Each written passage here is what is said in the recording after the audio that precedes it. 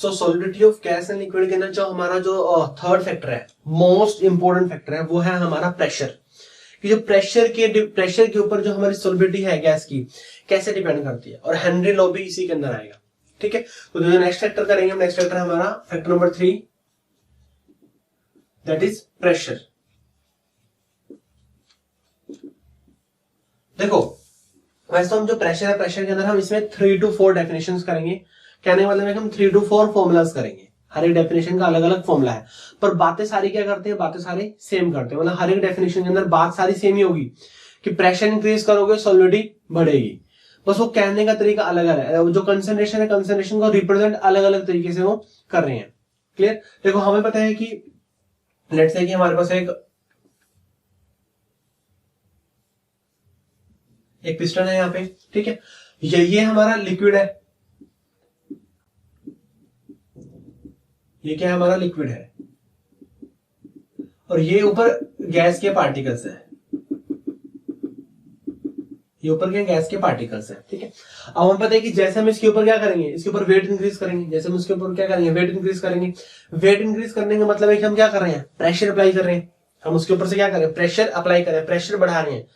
तो जैसे हम इसके ऊपर प्रेशर बढ़ाएंगे, वेट इंक्रीज करेंगे तो प्रेशर बढ़ाएंगे, तो होगा कि जो ये गैस के जो पार्टिकल्स है, गैस के जो पार्टिकल्स वो क्या हो जाएंगे, जो हमारे लिक्विड है, लिक्विड के अंदर क्या हो जाएंगे, वो सॉल्युबल हो जाएंगे। जो गैस के जो पार्टिकल्स हैं वो लिक्विड में क्या हो जाएंगे, सॉल्युबल हो जाएंगे। ठीक है, ऐसा हर बार होता है कि जैसे हम प्रेशर अप्लाई करते हैं, प्रेशर अप्लाई करने से क्या होता है कि जो हमारी सॉलिबिलिटी है, solubility of gas in liquid, वो क्या होगी, हमारी इंक्रीज होगी। Solubility of gas in liquid क्या होगी, वो इंक्रीज होगी। कि जैसे प्रेशर बढ़ाते हैं तो सॉलिबिलिटी भी क्या होती है, वो बढ़ती है वहां पे। ठीक है, okay.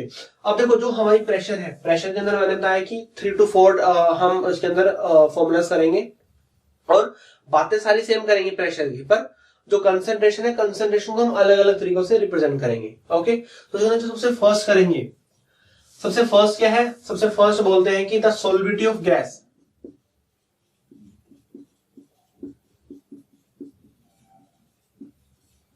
the solubility of gas in liquid, the solubility of gas in liquid at particular temperature,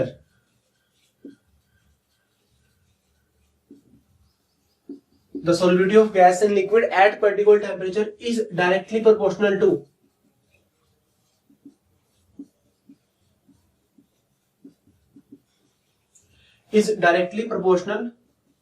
to pressure of gas in equilibrium with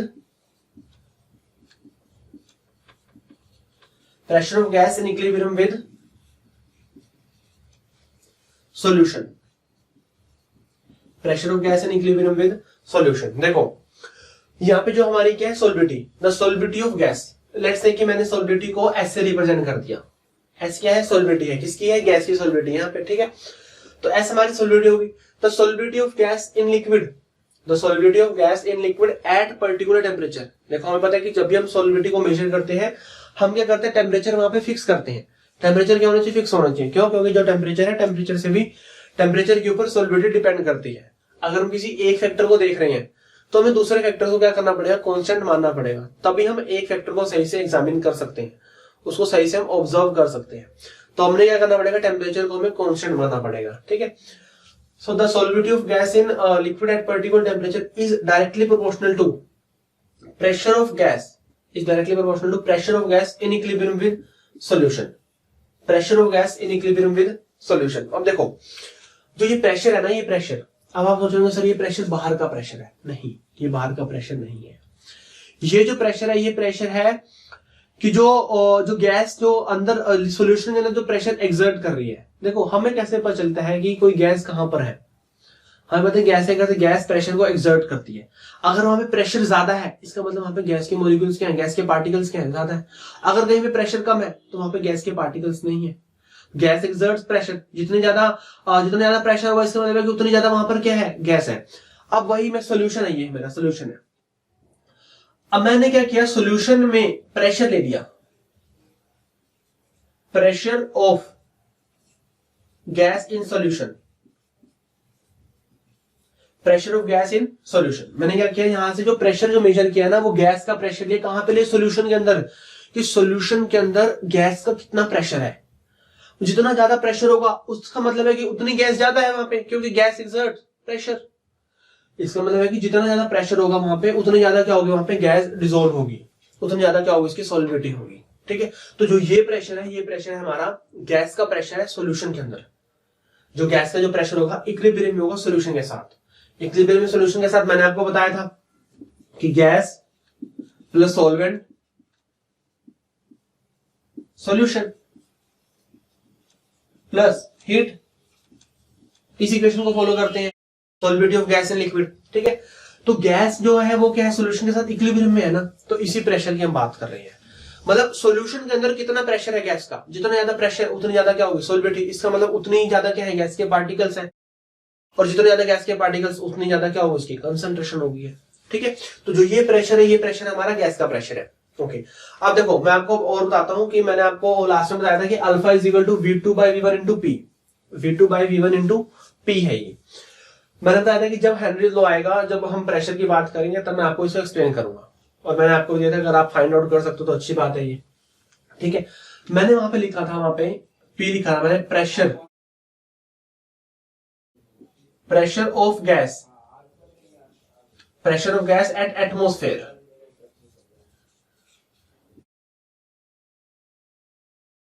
pressure of gas eight atmosphere, देखो मैंने जो पी है, पी क्या है, pressure of gas eight atmosphere.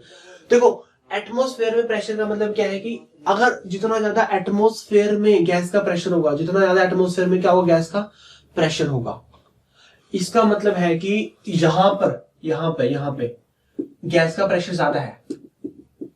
अगर atmosphere में gas का pressure ज्यादा होगा तो गैस सॉल्युबल कम होगी। जितना ज्यादा एटमोस्फेयर में गैस का प्रेशर होगा उतना गैस सॉल्युबल क्या होगी, कम होगी। मतलब एटमोस्फेयर में गैस का प्रेशर ज्यादा है बजाय सॉल्यूशन के, एटमोस्फेयर में गैस का प्रेशर ज्यादा है बजाय सॉल्यूशन के। अगर सॉल्यूशन में प्रेशर कम होगा और एटमोस्फेयर में प्रेशर ज्यादा होगा, इसका मतलब है कि गैस क्या है, सॉल्युबल नहीं है, गैस सॉल्युबल कम है। तो जितना ज्यादा बाहर प्रेशर बढ़ेगा, जितना ज्यादा एटमोस्फेयर में प्रेशर बढ़ेगा, उतना मतलब गैस क्या है, सॉल्युबिलिटी क्या होगी, कम होगी।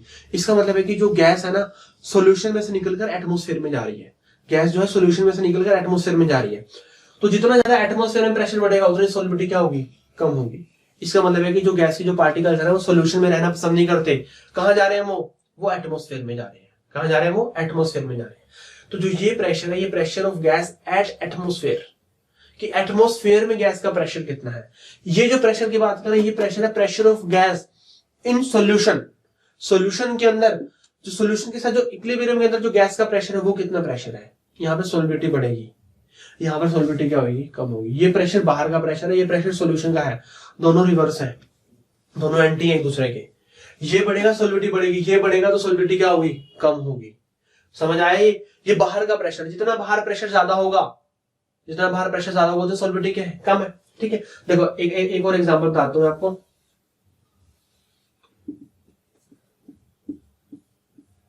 लेट्स से कि मेरा ये लिक्विड है और इसके अंदर जो गैस के पार्टिकल्स हैं, ये क्या है, गैस के पार्टिकल्स है। ठीक है, अब गैस के पार्टिकल सॉल्यूशन के अंदर है तो कुछ ना कुछ प्रेशर एक्सर्ट कर रहे होंगे, कुछ ना कुछ प्रेशर एक्सर्ट कर रहे होंगे। मैंने मान लिया कि जो ये प्रेशर हुआ, ये प्रेशर हमारा पी है।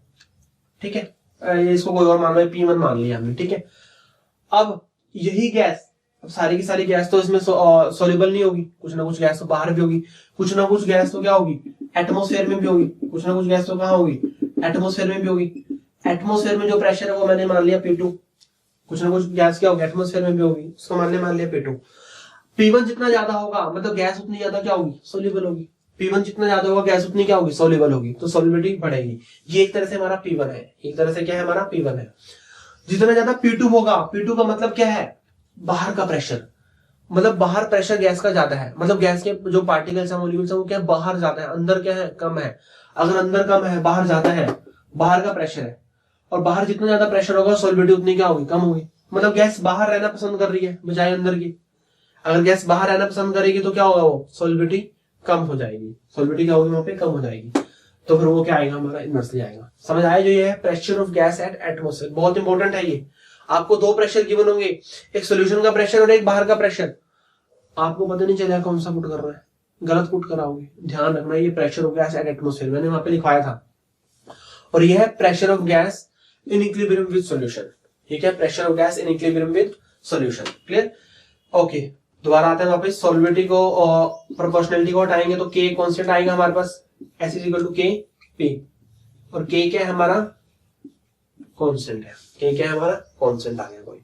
क्लियर? तो S is equal to K P, ये हमारा फॉर्मूला आ गया यहां से। The solubility of gas in liquid at particular temperature is directly proportional to pressure of gas in equilibrium with solution. Clear? Okay, ये थे हमारी फर्स्ट डेफिनेशन। इसी के अंदर जो सेकंड की बात करते हैं, इसी के अंदर जो सेकंड डेफिनेशन की बात करते हैं हम, सेकंड है the mass of gas dissolved, the mass of gas dissolved at particular temperature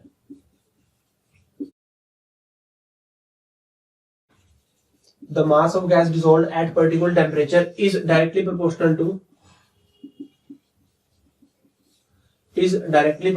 to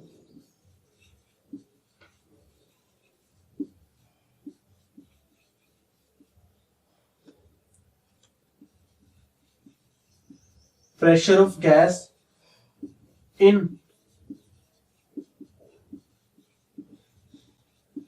equilibrium with solution। Pressure of gas in equilibrium with solution. देखो यहाँ पे हमने सॉल्युबिलिटी की बात की, यहाँ पे हमने मास की बात की, बाकी दोनों क्या है, बिल्कुल सेम है। बाकी दोनों क्या है, सेम है। अब देखो मैं आपको बोल रहा हूँ कि गैस की सॉल्युबिलिटी लिक्विड में, ये मैं बोल रहा हूँ कि कितना गैस का जो मास है ना वो सोल्यूबल है लिक्विड में। अब जितना ज्यादा मास गैस का सोल्यूबल होगा उतनी ज्यादा क्या होगी, सॉल्युबिलिटी होगी। ठीक है, तो यहाँ पे तो जो हम कंसंट्रेशन को नॉर्मल दिखा रहे हैं सॉल्युबिलिटी से, ऐसे दिखा रहे हैं। यहाँ पे जो हम दिखा रहे हैं कंसंट्रेशन, यहाँ पे मास से दिखा रहे हैं कि जो गैस का जो मास है ना वो लिक्विड के अंदर कितना सॉल्युबल है। बात वही है, सेम ये बात। यहाँ पे सॉल्युबिलिटी यहाँ पे एस से दिखाया हमने, यहाँ पे हम एम से दिखाएंगे कि जो मास है गैस का, the mass of gas dissolved at particular temperature is directly proportional to pressure of gas in equilibrium with solution. दोनों केस में जो प्रेशर है ना, प्रेशर क्या है, सेम है। दोनों केस में जो प्रेशर है, प्रेशर क्या है, वो सेम है। इसका प्रेशर है pressure of gas in equilibrium with solution है वो। ठीक है, यहां से डायरेक्टली प्रोपोर्शनल को हटाएंगे तो क्या आएगा, केपी आएगा। यहां से डायरेक्टली प्रोपोर्शनल हटाएंगे तो केपी आएगा। अगर इन केस हमारा प्रेशर 1 हो, इन केस हमारा प्रेशर क्या हो, 1 हो, तो मास किसके इक्वल आ गया, तो मास किसके इक्वल आ गया, वो आ गया हमारा कांस्टेंट के इक्वल, प्रोपोर्शनैलिटी कांस्टेंट। तो किसी इक्वल आ गया, वो प्रोपोर्शनैलिटी कांस्टेंट के इक्वल आ गया। इसको एक नॉर्मल हम उससे भी दिखा सकते हैं। अगर हमें 2 मासेस गिवन हो और उनका पर्टिकुलर क्या हो, प्रेशर हो, तो यहां से फिर ये इक्वेशन आ जाएगी हमारी। ये भी हम फॉर्मूले का यूज करते हैं कि अगर हमें 4 वेरिएबल है, 4 में से कोई एक हमें किसी की वैल्यू निकालनी है। ठीक है, m1 क्या है, मास है गैस का एट प्रेशर P1। ठीक है, m2 क्या है, m2 मास है, वो भी किस पे है, वो प्रेशर P2 पे है। ठीक है, तो 4 वेरिएबल है, 3 की वैल्यू देगा, 1 की वैल्यू क्या करेगा, हमसे पूछ लेगा। ओके, इसके बेस पे अगर हम ग्राफ बनाए, यहाँ पे हमारा प्रेशर, यहाँ पे हमारी सॉल्युबिलिटी,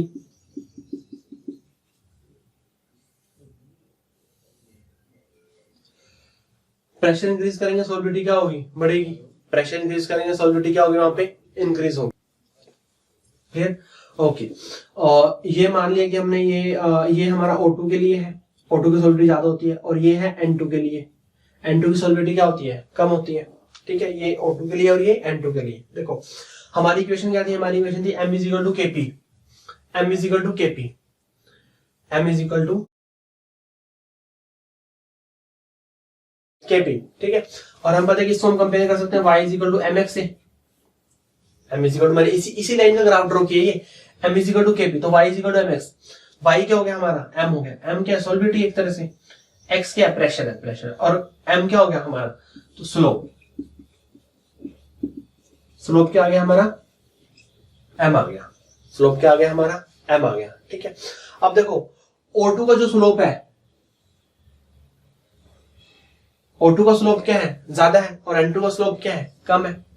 तो इसको मान लो कि लेट्स से कि ये हमारा θ1 है, ये हमारा θ2 एंगल है इतना।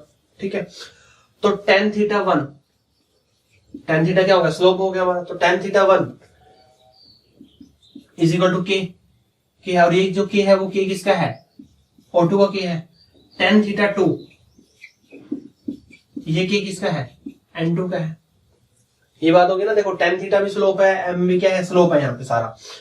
तो tan थीटा 1 स्लोप आ गया, स्लोप क्या है हमारा, के है स्लोप, O2 का है वो के, और tan थीटा 2 क्या है वो के आ गया, N2 का आ गया। ठीक है, तो वही है कि बस ये ग्राफ है यहाँ पे, इसमें हमें यही दिखा रखा है और कुछ नहीं है इसमें ज्यादा कुछ। ठीक है, अगर स्लोप बढ़ेगा तो सॉल्युबिलिटी बढ़ेगी, मतलब अगर के की वैल्यू बढ़ेगी तो सॉल्युबिलिटी बढ़ेगी, बस इसका मतलब ये है। के increases that means solubility increases, बस इसका मतलब ये है। के बढ़ेगा, स्लोप बढ़ेगा, tan थीटा बढ़ेगा तो सॉल्युबिलिटी क्या होगी, बढ़ेगी, बस इसका मतलब ये है। ठीक है, तो जितना ज्यादा के की वैल्यू होगी उतना ज्यादा क्या होगी, सॉल्युबिलिटी होगी। जो के है वो सॉल्युबिलिटी क्या है, वो डायरेक्टली है वो। क्लियर, समझ आया ये, इसमें कुछ नहीं है, बस m इक्वल टू kp आ गया। तो ये y है, ये हमारा क्या हो गया, x हो गया, तो y इक्वल टू mx का ग्राफ ये बनता है। इंटरसेप्ट क्या इसका 0, अगर इंटरसेप्ट 0 तो कहां से जाएगा, ओरिजिन में से पास होके जाएगा। क्लियर, तो अलग अलग हमने दो गैसेस का ले लिया, O2 और N2 का, उसका स्लोप ये आया, उसका स्लोप ये आया। O2 का स्लोप क्या है, ज्यादा है, N2 का स्लोप क्या है, कम है। तो O2 का स्लोप ज्यादा मतलब उसके k की वैल्यू ज्यादा है, उसका कांस्टेंट ज्यादा है, उसका कांस्टेंट ज्यादा, तो फिर N2 कांस्टेंट क्या है, कम है। तो मतलब जो k कांस्टेंट है वो डायरेक्टली प्रोपोर्शनल है किसके, सॉल्युबिलिटी के। क्लियर, समझ आया। तो ये थी हमारी second definition, second formula pressure के अंदर। ओके, अब हमारी है जो थर्ड डेफिनेशन है, ये बहुत ज्यादा इंपॉर्टेंट है। जितनी फर्स्ट और सेकंड की थी चलो वो ठीक थी, तो थर्ड है, थर्ड बहुत ज्यादा इंपॉर्टेंट है, क्योंकि यहाँ पर एक नया थोड़ा सा एक नई टर्म आएगी, उस नई टर्म्स को देखेंगे। ओके, पहले मैं डेफिनेशन लिखता हूँ। डेफिनेशन क्या है, डेफिनेशन है कि the mole fraction of gas, the mole fraction of gas at particular temperature, the mole fraction of gas at particular temperature is directly proportional to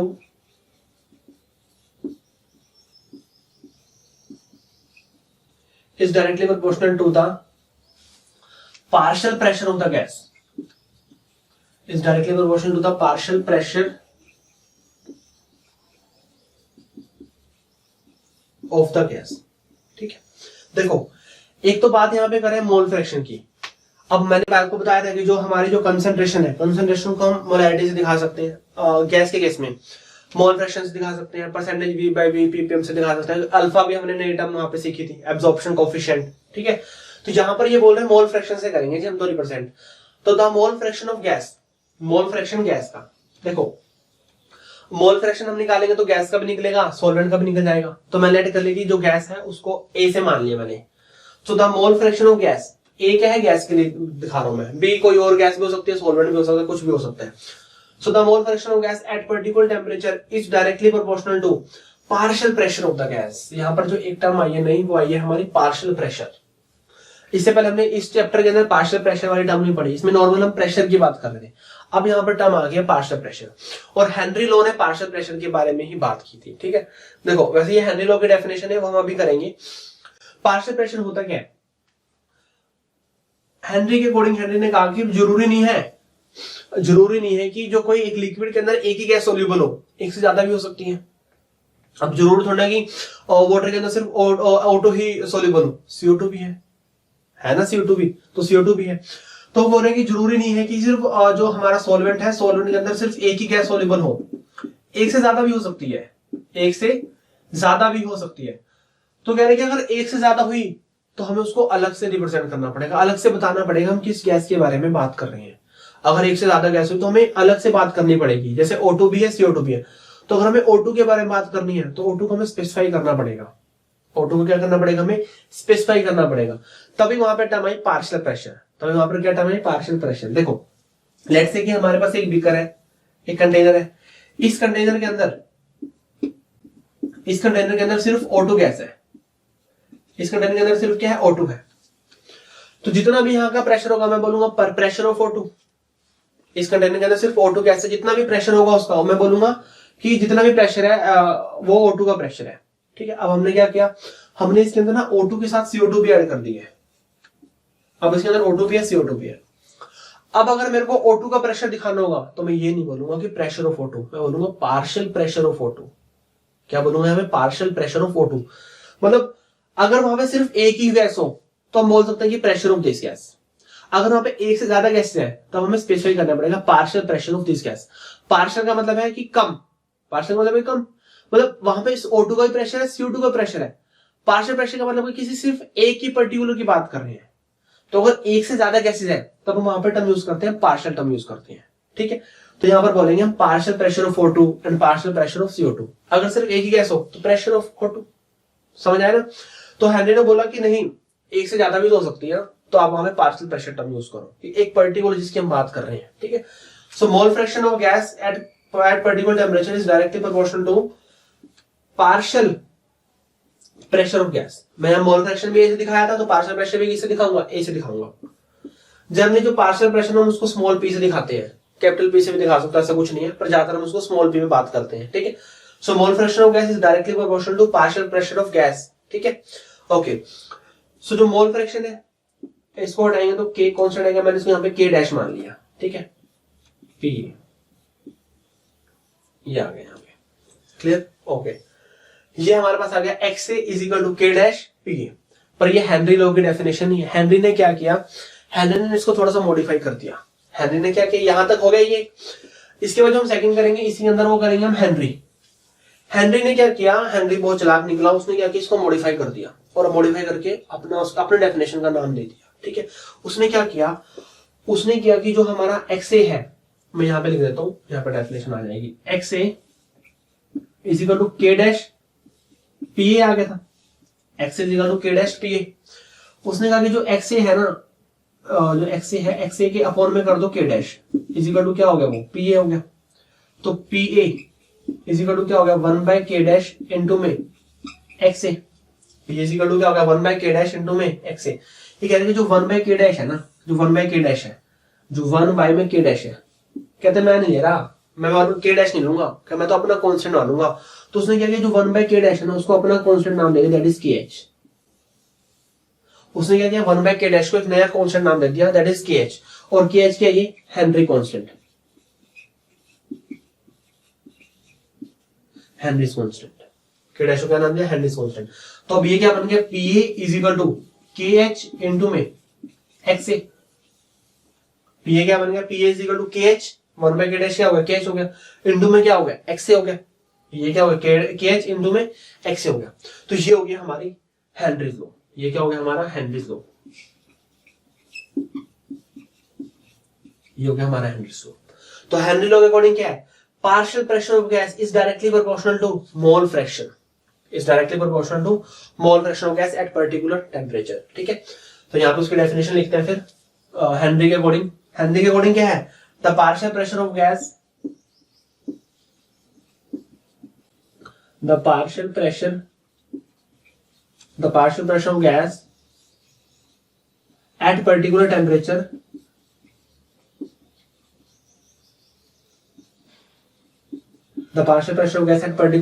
is directly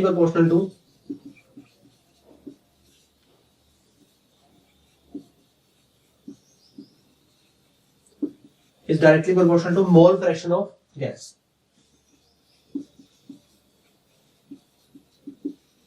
mole fraction that gas, mole fraction gas, clear. तो इसी को ही क्या किया, Henry ने थोड़ा modify कर दिया। Modify करके किया, जो 1 बाय के डैश है, 1 बाय के डैश को नाम देते हैं के एच। और के एच क्या होता है हमारा, हेनरीज कांस्टेंट होता है। के एच क्या होता है हमारा, हेनरीज कांस्टेंट होता है। ये क्लियर, समझ आया यहाँ पे, ओके। तो हेनरीज लॉ क्या होगा हमारा, अगर पूछे कि हेनरी लॉ क्या होता है, हेनरी लॉ में हमें सिर्फ यही डेफिनेशन बोलनी है, कौन सी है, the partial pressure of gas at particular temperature is directly proportional to mole fraction of gas. Clear, जो पार्शियल प्रेशर है वो किसके डायरेक्टली प्रोपोर्शनल है, मोल फ्रैक्शन के डायरेक्टली प्रोपोर्शनल है। ये जो हमारा पार्शियल प्रेशर है गैस का, किसके डायरेक्टली प्रोपोर्शनल है, मोल फ्रैक्शन के। तो वही है कि P A is equal to K H, Henry की डेफिनेशन है, तो हेनरी का ही क्या आ गया, कांस्टेंट आएगा। तो हमारी ये क्या होगी फिर डेफिनेशन होगी, ये क्या है हमारा हेनरीज कांस्टेंट। ये क्या हो गया हमारा, हेनरीज कांस्टेंट हो गया। अब हेनरीज कांस्टेंट की भी अपनी एक स्पेशलिटी है, उसके भी फैक्टर हम देखते हैं कि जो हेनरीज कांस्टेंट है, हेनरी कांस्टेंट किस फैक्टर के ऊपर डिपेंड करता है।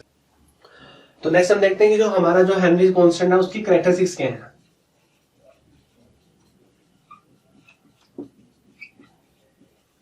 Characteristics of Henry's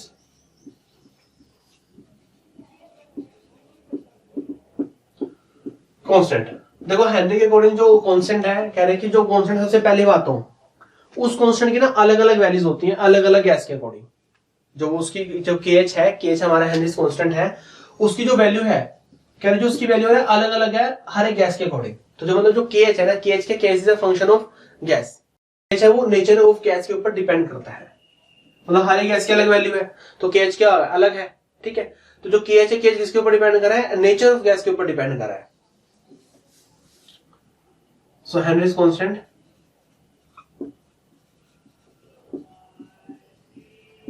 is a function of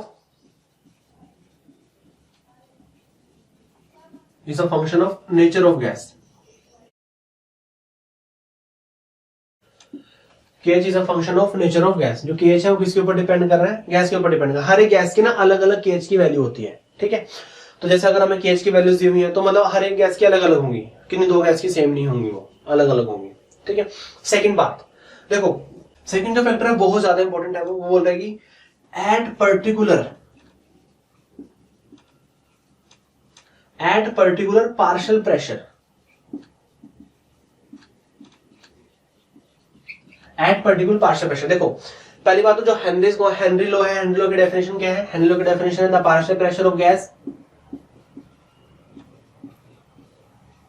directly proportional to mole fraction, यही है।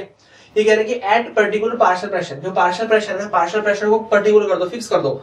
मैंने इसको फिक्स कर दिया कि लेट्स से कि पार्शियल प्रेशर है हमारा वो 1 है, जो हमारा पार्शियल प्रेशर है वो क्या है हमारा 1 है। मैंने उसको क्या कर दिया, मैंने उसको फिक्स कर दिया। अगर पार्शियल प्रेशर हमारा 1 हो गया, पार्शियल प्रेशर अगर 1 हो गया तो क्या आ गया, 1 is equal to KH into में XA, 1 is equal to KH into में XA। और यहां से जो XA है, XA क्या आ गया 1 बाई KH, XA क्या आ गया 1 बाई KH। अब देखो XA क्या है हमारी मोल फ्रैक्शन है, XA क्या है हमारा मोल फ्रैक्शन है, मतलब जितना ज्यादा गैस ज्यादा सोल्यूबल होगी मोल फ्रैक्शन उतना क्या होगा, ज्यादा होगा। जितना गैस ज्यादा सोल्यूबल होगी मोल फ्रैक्शन क्या होगा, उतना ज्यादा होगा। और जितना ज्यादा सोल्युबिलिटी होगी KH उतना क्या होगा, कम होगा। जितनी ज्यादा मोल फ्रैक्शन होगा उतना कम क्या होगा, KH होगा। कह रहे कि जो हेनरीज कांस्टेंट है ना, हेनरी कांस्टेंट, ये सोल्युबिलिटी के इनवर्सली प्रोपोर्शनल है। ये सोल्युबिलिटी के क्या है, ये इनवर्सली प्रोपोर्शनल है, ये क्लियर। तो जो जितना ज्यादा KH की वैल्यू होगी उतनी की सोल्युबिलिटी क्या होगी, कम होगी। लेट्स से कि अगर हमें 2 KH की वैल्यू दी है, एक कम है एक क्या है ज्यादा है, जिसकी KH की वैल्यू ज्यादा है ना उसकी सोल्युबिलिटी क्या है, कम है, और जिसकी KH की वैल्यू कम है उसकी सोल्युबिलिटी क्या है, ज्यादा है, clear. So eight particular partial pressure and temperature, Henrys constant या फिर the solubility of gas, solubility of gas is inversely proportional to Henry's constant। जो सोलिबिलिटी है गैस की वो क्या होगी, हेनरीज कांस्टेंट की क्या होगी, वो इनवर्सली प्रोपोर्शनल होगी। मतलब अगर आपको कोई क्वेश्चन आ जाए कि अगर आपको 2 KH की वैल्यू गिवन है या आपको 4 ऑप्शन गिवन है, 4 में अलग अलग KH की वैल्यू गिवन है, तो जिसकी KH की वैल्यू कम होगी तो उसकी सोलिबिलिटी क्या होगी, ज्यादा होगी। वहां पर पार्शियल प्रेशर को फिक्स करना पड़ेगा, टेम्परेचर को तो हम फिक्स करते ही हैं, खैर पार्शियल प्रेशर को भी हमें फिक्स करना पड़ेगा, क्योंकि पार्शियल प्रेशर भी देख हमारा वेरिएबल हो गया ना। अगर हम इसको फिक्स करेंगे तभी इन दोनों को रिलेट कर सकते हैं, अगर हम इसको फिक्स नहीं करेंगे तो फिर थोड़ा सा रिलेट करना मुश्किल है। बट अगर हम फिक्स कर दें तो वो क्या आ जाएगा, इनवर्सली प्रोपोर्शनल में आ जाएगा, क्लियर। ओके, थर्ड जो कैरेक्टरिस्टिक्स है हेनरीज की वो क्या है, हेनरीज कांस्टेंट की, वो है हमारा विद इंक्रीज इन टेम्परेचर,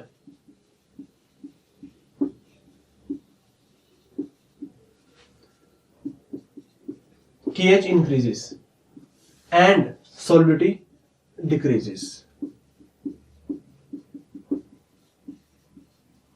ये कह रहे हैं कि जो हमारा जो हेनरीज कांस्टेंट है वो टेम्परेचर के डायरेक्टली है, कि जितना ज्यादा टेम्परेचर बढ़ेगा उतना KH बढ़ेगा,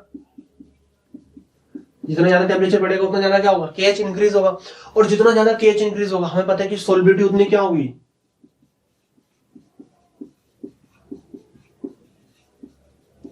उतनी कम होगी। तो हमारे पास ये रिलेशन आ गया, टेम्परेचर इंक्रीज होगा तो सोलिबिलिटी डिक्रीज होती है, हमने देख लिया। और टेम्परेचर अगर इंक्रीज होगा तो KH क्या होगा, इंक्रीज होगा। टेम्परेचर अगर इंक्रीज होगा तो KH क्या होगा, वहां पर इंक्रीज होगा। तो हमारे पास फिर ये रिलेशन आ गया बस यही इंपॉर्टेंट है हेनरीज लॉ में। और केएच के हमें डिफरेंट डिफरेंट वैल्यूज गिवन होंगी, उसके अकॉर्डिंग हमें इस फॉर्मूले का यूज करना पड़ सकता है। इसमें हमें अगर लेट्स से कि 3 है वेरिएबल, 2 की हमें वैल्यू गिवन होगी, एक हमें पूछ लेगा, ठीक है। या फिर हमें अलग अलग केएच की वैल्यू देगा तो हमसे पूछेगा कि बताओ सॉल्बिलिटी का ऑर्डर बताओ। हमें अलग अलग टेम्परेचर देगा तो हमें सॉल्बिलिटी का ऑर्डर बताना है उसका, ठीक है। तो ये है हेनरी लॉ की जो हेनरी कांस्टेंट की जो कैरेक्टरिस्टिक्स है। नेक्स्ट है हमारा limitation of Henry's law. Limitation of Henry's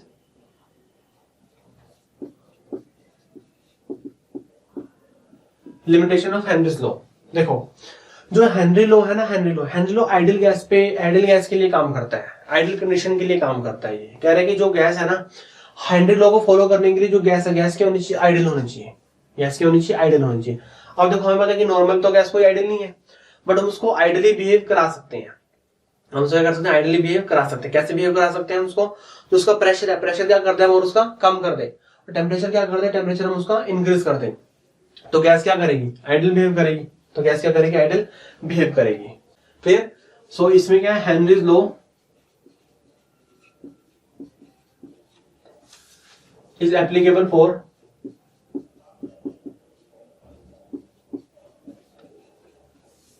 ideal gas. Ideal gas किसके लिए एप्लीकेबल है, सिर्फ आइडियल गैस के लिए एप्लीकेबल है। And for ideal gas pressure should be low and temperature should be high, such that pressure of gas should be very low and temperature of gas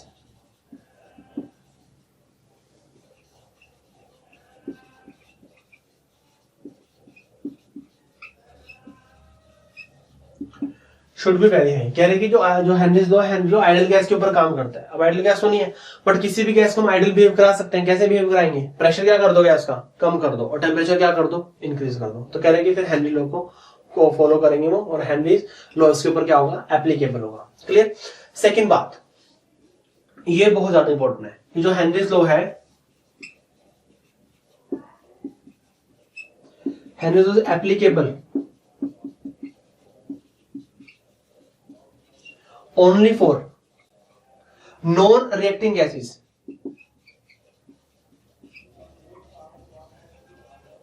देखो यहां पर जो पार्शियल प्रेशर की term आई ना, partial pressure की term तभी आई non reacting gas के लिए आती है। जो पार्शियल प्रेशर हमने बात की ना, पार्शियल प्रेशर का मतलब क्या है कि एक पर्टिकुलर गैस का प्रेशर, वहां पे अगर एक से ज्यादा गैस है, 2, 3, 4, 5 गैस है, तो अगर हम किसी एक गैस का प्रेशर स्पेसिफाई कर रहे हैं तो हम उसको बोलेंगे पार्शियल प्रेशर, ठीक है। देखो जब भी पार्शियल प्रेशर टर्म आते हैं इसका मतलब वहां पे अंडरस्टूड है कि वहां पे हम नॉन रिएक्टिंग गैस की बात कर रहे हैं, वहां पे रिएक्टिंग गैस की बात नहीं कर रहे हैं, वहां पे क्या है, नॉन रिएक्टिंग गैस है वो, ठीक है।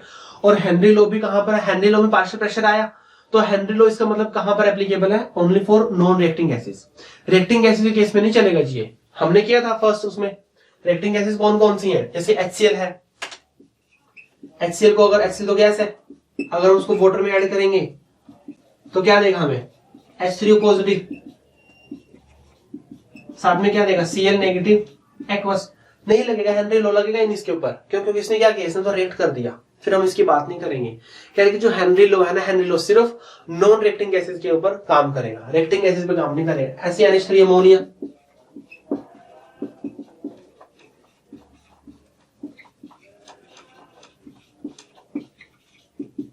इसके ऊपर भी काम नहीं करेगा।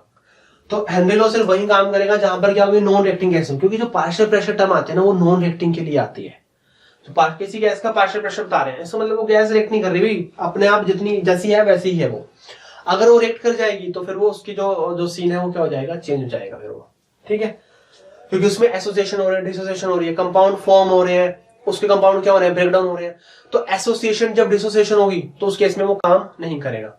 तो ना ही कोई एसोसिएशन होनी चाहिए, ना ही कोई डिसोसिएशन होनी चाहिए, तब हेनरी लॉ क्या होगा, वैलिड होगा, ठीक है। तो ये 2 मेजर लिमिटेशन थी हमारे हेनरी लॉ की। इसके बाद करेंगे जो मोस्ट इंपोर्टेंट है, वो है application of Henry's law.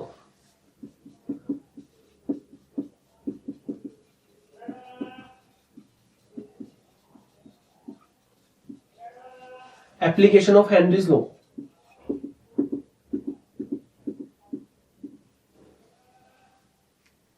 Application है हेनरी लॉ का, वो है in the production of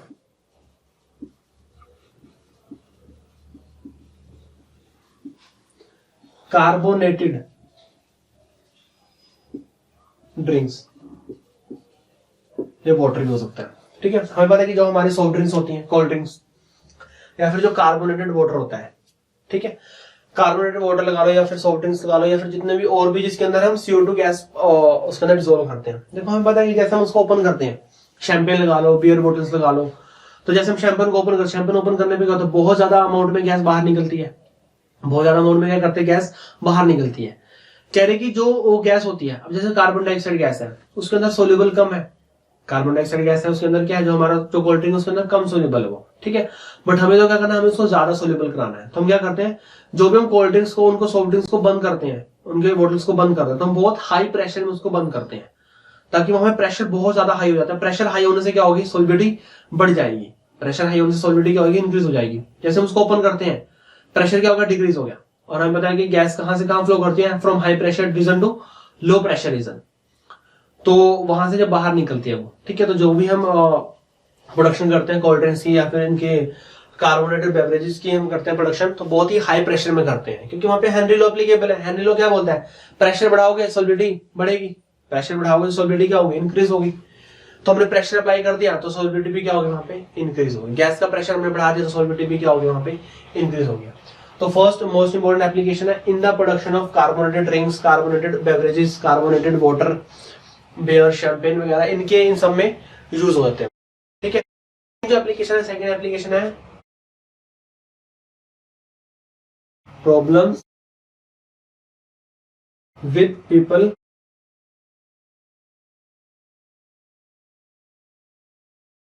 living at high altitude. Problems with people living at high altitude. देखो होता क्या है कि जो हिली एरिया में रहते हैं, जो हाई एल्टीट्यूड पे रहते हैं, या फिर जैसे अगर हम नॉर्मल कहीं हम घूमने जाते हैं, तो हाई एल्टीट्यूड पे अगर हम कहीं घूमने जा रहे हैं, तो हमने देखा होगा वहां पे जैसे जैसे हम ऊपर जाते क्या होता है कि कई बार देखा कि हमारे जो कान है वो सुन हो जाते हैं, हमें सही से कई बार सुनाई देता, हमें एक कान सुन हो जाता है, एक कान से सुनाई नहीं देता, या फिर हमें थोड़ा सा हेडेक हो जाता है वहां पे, तो हम थोड़ा सा वीक फील करते हैं। वो क्यों होता है, वो होता है प्रेशर की वजह से। वहां पे हेनरी लॉ एप्लीकेबल होता है। देखो जैसे हम हाई एल्टीट्यूड पे जाएंगे तो प्रेशर क्या होगा, ऑक्सीजन का प्रेशर डिक्रीज होता है, ऑक्सीजन का partial pressure, not pressure, oxygen का पार्शियल प्रेशर क्या होता है, डिक्रीज होता है। नॉर्मल एरिया में जो जो हम रह रहे हैं आसपास, वहां पे क्या प्रेशर ज्यादा है, ऑक्सीजन का पार्शियल प्रेशर ज्यादा है। हाई एल्टीट्यूड पे क्या होता है, ऑक्सीजन का पार्शियल प्रेशर कम हो जाता है। देखो अगर ऑक्सीजन का पार्शियल प्रेशर कम हो गया तो जो ऑक्सीजन है, ऑक्सीजन हमारे ब्लड में क्या होगी, कम सोल्यूबल होगी। ऑक्सीजन हमारी बॉडी में कम जाएगी, ऑक्सीजन बॉडी में जाएगी, कम जाएगी, तो सोल्यूबल भी क्या होगी, कम होगी। ऑक्सीजन जो ब्लड में सोल्यूबल क्या होगी, कम होगी। अगर ऑक्सीजन ब्लड में सोल्यूबल कम होगी, इसका मतलब है कि जो हमारे जो बॉडी के डिफरेंट डिफरेंट पार्ट्स हैं, ठीक है, हर टिश्यूज है, वहां पर क्या हुआ, वहां पे ऑक्सीजन प्रॉपर अमाउंट में नहीं जा रही। अगर ऑक्सीजन सोल्यूबल कम है तो हीमोग्लोबिन के साथ कम अटैच होगी, तो ऑक्सी हीमोग्लोबिन कम बनेगा, तो डिफरेंट बॉडी पार्ट्स में कम जाएगी। अगर डिफरेंट बॉडी पार्ट्स में ऑक्सीजन कम जाएगी तो हमारी बॉडी को पूरी ऑक्सीजन मिलेगी नहीं। अगर हमारी बॉडी को पूरी ऑक्सीजन नहीं मिलेगी तो क्या करेंगे, हम वीक फील करेंगे, ठीक है। तो वही वीक फील करेंगे तो या फिर हमें कोई हेडेक हो जाएगा, हमें सही से कई बार कान सुन हो जाता है, सुनाई नहीं देता, ठीक है। तो ये कि उसको हम बोलते हैं एनोक्सिया। डिजीज का क्या नाम है, एनोक्सिया। एनोक्सिया क्या है,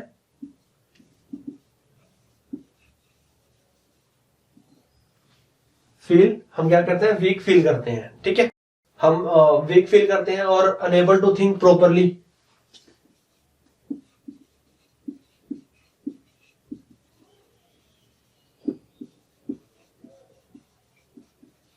और हम सही से सोच नहीं पाते, तो उसको उस डिजीज को हम बोलते हैं एनोक्सिया। क्लियर। तो जो हाई एल्टीट्यूड पे रहते हैं उनको तो वो तो चीज के हैबिचुअल हो चुके हैं, उनको इतना ज्यादा पता नहीं चलता, वो तो उस चीज के हैबिचुअल हो चुके हैं, ठीक है। ओके, तो ये थी हमारी second application, Henry's law. Third application है, थर्ड एप्लीकेशन क्या है, in the function of lungs.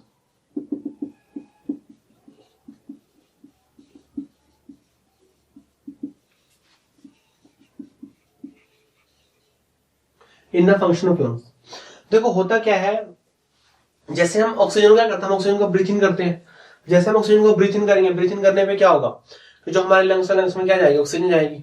अब वहां से क्या होगा, जो हमारा जो ऑक्सीजन है, ऑक्सीजन कहां पे डिसॉल्व हो जाएगी, ब्लड में डिसॉल्व हो जाएगी। ऑक्सीजन कहां पे डिसॉल्व होगी, ऑक्सीजन ब्लड में डिसॉल्व होगी, ठीक है। अब ब्लड में कौन होता है, ब्लड में हीमोग्लोबिन होता है। हीमोग्लोबिन क्या करता है, लंग से ऑक्सीजन को लेता है। तो जैसे हीमोग्लोबिन लंग से ऑक्सीजन को लेगा तो वो क्या बना देगा, ऑक्सी हीमोग्लोबिन बना देगा। जो हीमोग्लोबिन है, हीमोग्लोबिन लंग से ऑक्सीजन को लेगा तो क्या बनाएगा, वो ऑक्सी हीमोग्लोबिन बनाएगा, ठीक है। तो जो वो ऑक्सी हीमोग्लोबिन है वो लंग्स में से ऑक्सीजन को लेके बॉडी के डिफरेंट डिफरेंट पार्ट्स में जाता है, डिफरेंट डिफरेंट पार्ट्स में जाएगा वहां पे, ठीक है। बॉडी के जब डिफरेंट डिफरेंट पार्ट्स में जाता है तो वहां पे जाके वो ऑक्सीजन को क्या कर देता है, रिलीज कर देता है। ऑक्सीजन को क्या करता है, रिलीज कर देता है।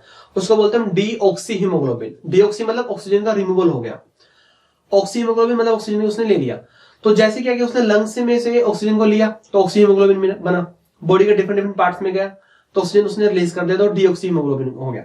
ऐसा क्यों हुआ, ऐसा क्यों हुआ, देखो होता क्या है कि लंग्स में क्या होता है, लंग्स में प्रेशर हमारा ज्यादा होता है। लंग्स में जो पार्शियल प्रेशर है, पार्शियल प्रेशर क्या होता है, ज्यादा होता है ऑक्सीजन का।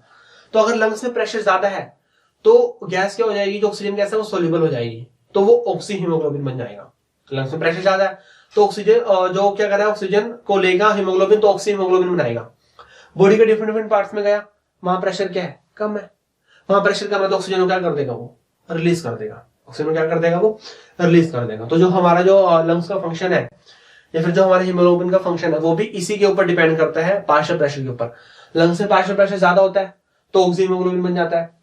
बॉडी के डिफरेंट पार्ट्स में जाएगा तो वहां प्रेशर क्या हो गया, कम हो गया, प्रेशर कम हो गया तो वो क्या बन जाएगा, फिर वो डीऑक्सी हीमोग्लोबिन मतलब ऑक्सीजन को क्या कर देगा, वो लूज कर देगा। क्लियर। तो जो है हमारा जो ऑक्सीजन का जो ये साइकिल है पूरा, वो भी Henry's law that is partial pressure के ऊपर ही वो डिपेंड करता है वो। क्लियर। ओके, नेक्स्ट जो एप्लीकेशन है वो है फोर्थ एप्लीकेशन और बहुत ज्यादा इंपॉर्टेंट है ये, इन स्कूबा डाइविंग।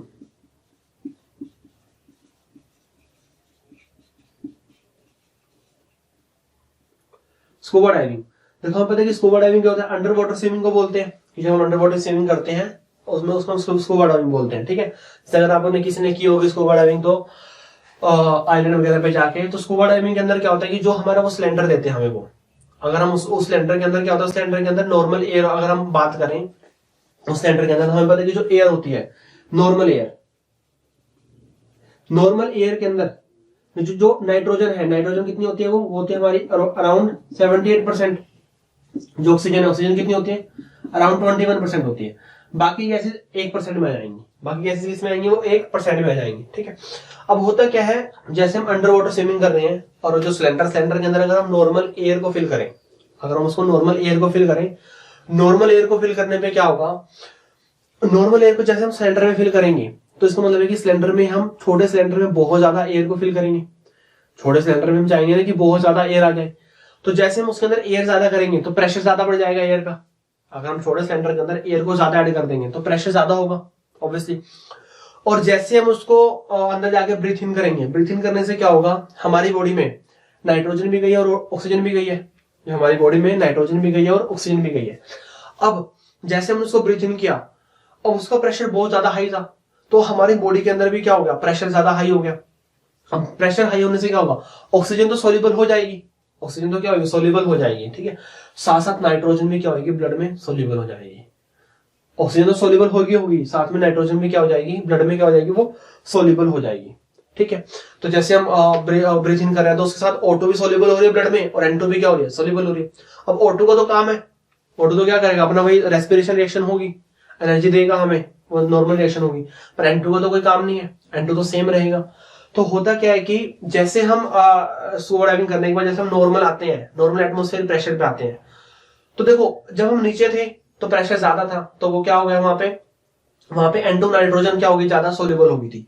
पर जैसे हम नॉर्मल टेम्परेचर पे, नॉर्मल प्रेशर पे आए, ठीक है, जैसे ऊपर आ गया, स्कूबा डाइविंग नहीं कर, जैसे नॉर्मल प्रेशर पे आए तो क्या होगा, जितनी भी नाइट्रोजन गैस है, जितनी भी नाइट्रोजन गैस हमारे ब्लड में सोल्यूबल हो गई है, वो सारी की सारी क्या होती है, एक्सपेल्ड आउट हो जाती है। क्योंकि वहां प्रेशर क्या था, ज्यादा था। अब ऊपर आ गया नॉर्मल कंडीशन में तो प्रेशर क्या हो गया, कम हो गया। तो जैसे प्रेशर कम हुआ तो नाइट्रोजन क्या होगी, हमारे ब्लड में से बाहर निकलेगी। अब ब्लड में से जैसे वो बाहर निकलेगी तो बबल्स बनते हैं, हम बिल्कुल ही वीक फील करते हैं, हमें पेन होता है। तो उसी डिजीज को हम बोलते हैं, तो यहाँ पे जो वही डिजीज आएगा उस डिजीज को हम बोलते हैं बैंड्स बोलते हैं, या हम उसको बोलते हैं डिकम्प्रेशन। बेंड्स बोलते हैं, और decompression sickness, that is DCS। कि जैसे हम नॉर्मल एटमोस्फेयर प्रेशर पे आएंगे तो क्या होगा, जितनी भी N2 डिसोल्व होगी थी सारी की सारी बाहर निकलते, सारी ऑक्सीजन में से, उसमें से ब्लड में से बाहर निकलते, बबल्स की फॉर्म में, बबल्स बनते हैं वहां पे, तो वहां पे पेन होता है, तो उसी को बोलते हैं बेंड्स, और डिकम्प्रेशन सिकनेस बोलते हैं। ठीक है, तो हमने क्या किया, हमने यहाँ पे क्या किया कि जो हमारा जो नॉर्मल सिलेंडर है उसके अंदर हम नॉर्मल एयर फिल नहीं करेंगे, उसके अंदर नॉर्मल एयर फिल नहीं करेंगे, उसके अंदर हम क्या करेंगे, उसके अंदर नाइट्रोजन तो होगी, नाइट्रोजन कितनी होगी, वो 56% होगी। ठीक है, उसके अंदर ऑक्सीजन भी होगी, ऑक्सीजन कितनी होगी, वो 32% होगी, और उसके अंदर हीलियम होगी, हीलियम कितनी होगी, 12% होगी।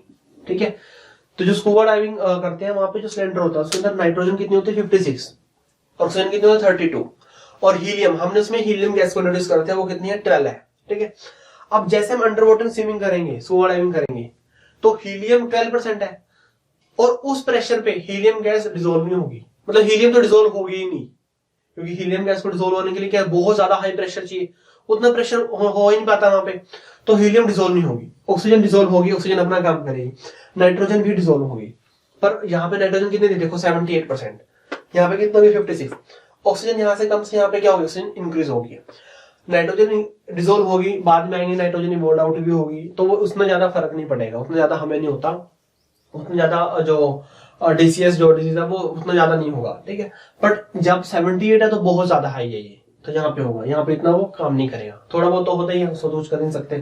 ठीक है, सो यही है कि स्कूबा डाइविंग में क्या होता है कि जैसे प्रेशर बढ़ता है तो गैस क्या हो जाती है, सोल्यूबल ज्यादा हो जाती है, और प्रेशर कम होता है तो सोल्यूबल क्या हो जाती है, कम हो जाती है। जब स्कूबा डाइविंग कर रहे थे तो प्रेशर ज्यादा हाई था, तो नाइट्रोजन गैस क्या होगी, सोल्यूबल होगी, ऊपर आए प्रेशर नॉर्मल हो गया तो नाइट्रोजन गैस क्या होगी, इवोल्व आउट होगी, बबल्स बन के वो बाहर निकलेंगी। क्लियर, सो यही थी एप्लीकेशन, 4 मेजर एप्लीकेशन है हेनरीज लॉ की। क्लियर, कई बच्चों को फोर्थ वाली कई बार समझ नहीं आती, सो आपको सारी समझ आनी चाहिए कि कैसे किस तरह ये फंक्शन करते हैं, किस तरह ये काम करते हैं। Clear, so this is all about Henry's law. देखो आपको क्या मिलेगा, अब आपको इस वीडियो लेक्चर के उसमें डिस्क्रिप्शन में आपको एक लिंक मिलेगा, लिंक में क्या होगा, लिंक में आपके हेनरीज लॉ के ऊपर कुछ क्वेश्चन होंगे, लिंक में जाओ, लिंक को DPP को डाउनलोड करो, उसके बाद उसके ऊपर जो क्वेश्चन है क्वेश्चन को सॉल्व करो। नेक्स्ट वीडियो लेक्चर के अंदर हम उन क्वेश्चन का क्या करेंगे, सॉल्यूशन करेंगे, पहले आपने ट्राई करनी है, फिर मैं आपको उसका सॉल्यूशन प्रोवाइड करा दूंगा।